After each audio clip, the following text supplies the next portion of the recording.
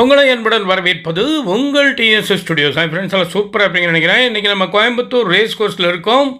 அருமையான ஒரு நிகழ்ச்சியை பார்க்கலாம் வாங்க. இன்றைக்கி மார்ச் 14 சர்வதேச ஆறுகள் பாதுகாப்பு தினம். ஆறுகளை நம்ம பாதுகாக்க வேண்டிய நாள் இன்றைக்கி மட்டும் இல்லை, என்றைக்குமே பாதுகாக்கணும். இங்கே என்ன ஒரே கூட்டமாக இருக்குது, இது சத்யசாய் பாபா கோவில் ரேஸ் கோர்ஸில் இருக்குது. இங்கே எல்லாம் மக்கள்லாம் நிறைய பேர் இருக்காங்க. வாங்க என்ன பண்ணுறாங்கன்னு போய் பார்ப்போம். ஆறுகளை எல்லாம் ஆறுகளாக பார்க்குறவங்க பத்திரமாக வச்சுருக்காங்க. கடவுளாக பார்க்குற நம்ம ஆறுகளை சேறுகளாக ஆக்கியிருக்கோம், கால்வாய்கள் ஆக்கியிருக்கோம், சாக்கடைகள் ஆக்கியிருக்கோம். சரி வாங்க இன்றைக்கி என்ன நடக்குதுன்னு பார்ப்போம். சத்யசாய் பாபா கோவில் பிரம்மாண்டமாக இருக்குது, பிரமாதமாக இருக்குது, ரொம்ப அமைதியாக அழகாக அற்புதமாக இருக்குது.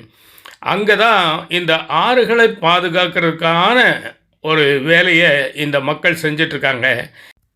ஆறுகளை பாதுகாக்கிறாங்கன்னு சொன்னீங்க, இங்கே நடானா லட்டு பிடிச்சிட்டு உட்காந்துருக்காங்க ஏதோ விசேஷத்துக்கு அப்படின்னு நினச்சிடாதீங்க. இது பூரா மண் உருண்டைகள். அதனுள்ளே ஒரு சின்னஞ்சிறு விதை இருக்கிறது. இதன் பெயர் விதைப்பந்து, ஆங்கிலத்தில் சீட் பால் அப்படின்னு சொல்கிறோம். இந்த மாதிரி அருமையான ஒரு செம்மண் கலந்த அந்த உரம் கலந்த மணலை எடுத்து மண்ணை நன்றாக நீர் விட்டு பிசைந்து சரியான பக்குவத்திலே அழகாக உருட்டி அதனுள் ஒரு விதையும் வைத்து நன்றாக மூடி அதை நன்கு காய வைத்து எடுத்து வைத்து கொள்வார்கள். இதை நாம் வெளியில் செல்லும் பொழுது மழை காலங்களில் எங்காவது ரோட்டோரங்களிலோ அல்லது காடுகளிலோ அல்லது வீட்டை சுற்றியோ எங்கேனும் வீசி எறிந்தோம் என்றால், என்னையே வீசி எறிந்து விட்டாயா, உன்னை என்ன செய்கிறேன் பார் என்று அவை கோபித்து கொள்ளாது.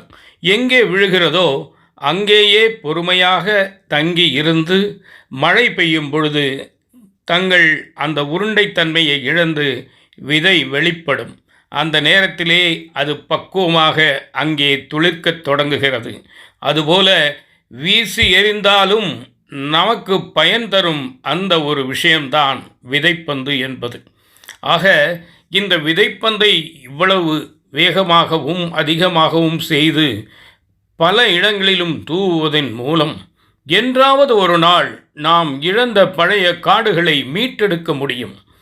அந்த காடுகளை மீட்டெடுக்கும் அந்த ஒரு நாள் வெகு தூரத்தில் இல்லை. அதற்கான முயற்சிகள் இப்பொழுது பலரும் பல இடங்களிலும் செய்து கொண்டிருக்கிறார்கள். அற்புதமாக செய்கிறார்கள், ஆர்வத்துடன் செய்கிறார்கள். நிச்சயமாக நம்ம ஒரு நாளைக்கு அந்த பழைய அடர்ந்த பசுமையான காட்டை மீட்டெடுத்தே தீருவோம்.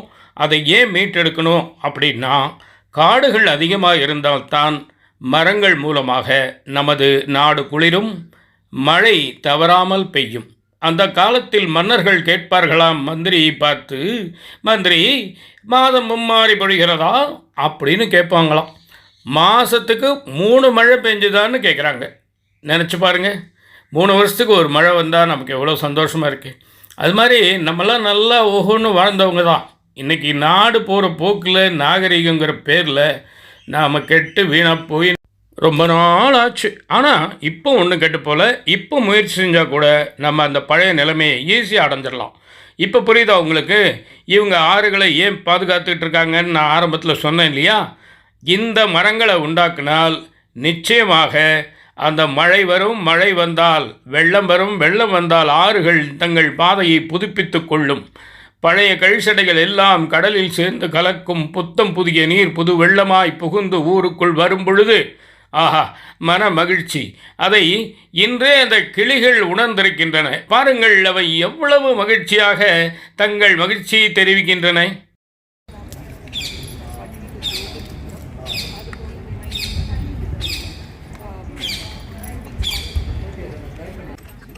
பறவைகள் நம்மை விட மிக அறிவாளிகள் போல. ஆனால் விதைப்பந்து என்று சொன்னால் நமது நண்பர் கண்ணம்பாளையத்திலே வசிக்கும் கேஜிஎஃப் பெருமாள் சாமி அவர்களை தவிர்த்து பேச முடியாது. பார்வை மாற்றுத்திறனாளியாக இருந்த பொழுதும் அந்த விதைப்பந்து செய்வதிலே அவருக்கு அவ்வளவு ஆர்வம். அந்த நண்பருக்கு இந்த இடத்திலே வாழ்த்துக்களை தெரிவித்துக் கொள்கிறேன்.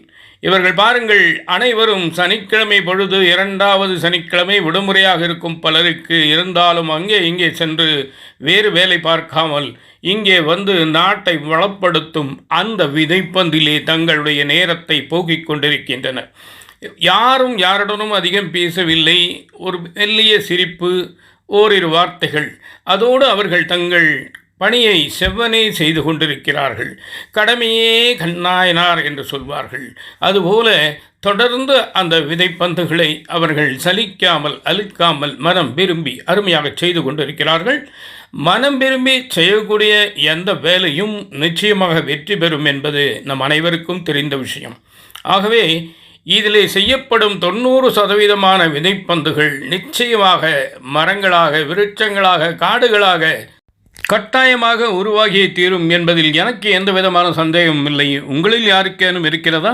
நிச்சயமாக இருக்காது. ஏனென்றால் பொது நோக்கோடு பொதுநலன் கருதி செய்யும் எந்த காரியமும் எந்த காலத்திலும் வீணாய் போனதாக, சோடை போனதாக வரலாறு இல்லை.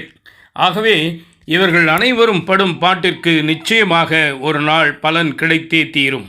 அது எந்த மரம் எங்கு வளர்கிறது என்று நமக்கு தெரியாவிட்டாலும் அந்த மரங்களின் குளிர்ச்சி நம்மை வந்து தாக்கும். நமது நாட்டின் உச்சபட்ச சீதோஷ்ண நிலை என்பது மாறி எப்பொழுதும் உள்ள அந்த நிதானமான இதமான பதமான சீதோஷ்ண நிலைக்கு நாம் நிச்சயமாக வருவோம். அது நமக்கு கிடைக்கும் என்ற நம்பிக்கையோடு நாம் காத்திருப்போம். ஆக இந்த மாதிரி இவர்கள் அனைவரும் செய்யும் இந்த விஷயங்களை நமது சேனல் சார்பாக அனைவரையும் மன மகிழ்ச்சியுடன் பாராட்டி மகிழ்கிறேன். இது போன்ற பல நிறுவனங்கள், தொண்டு நிறுவனங்கள் தொடர்ந்து இது போன்ற விஷயங்களை செய்து வருகிறார்கள். நான் சார்ந்த KGF கலங்கல் கிரீன் ஃபவுண்டேஷன் என்ற அமைப்பிலும் இது போன்ற பல வனங்களை நாங்கள் உருவாக்கி இருக்கிறோம், இன்னும் உருவாக்கி கொண்டிருக்கிறோம். மிக நல்ல நோக்கத்தோடு இதுபோன்று செயல்பட்டு வரும் நிறுவனங்களை பார்த்து தினம் தினம் புதிதாக புற்றீசல் போல பல புதிய ஆர்வலர்களும் வந்து சேர்ந்து கொண்டே இருக்கிறார்கள். அவர்கள் அனைவரையும் வருக வருக என வரவேற்போம். அவர்கள் கேட்கும் விளக்கங்களுக்கு நாம் பொறுமையாக பதில் சொல்வோம். விதைப்பந்து என்பது முதலில் தயக்கமாக இருக்கலாம், பெரிய விஷயமாக தெரியலாம்.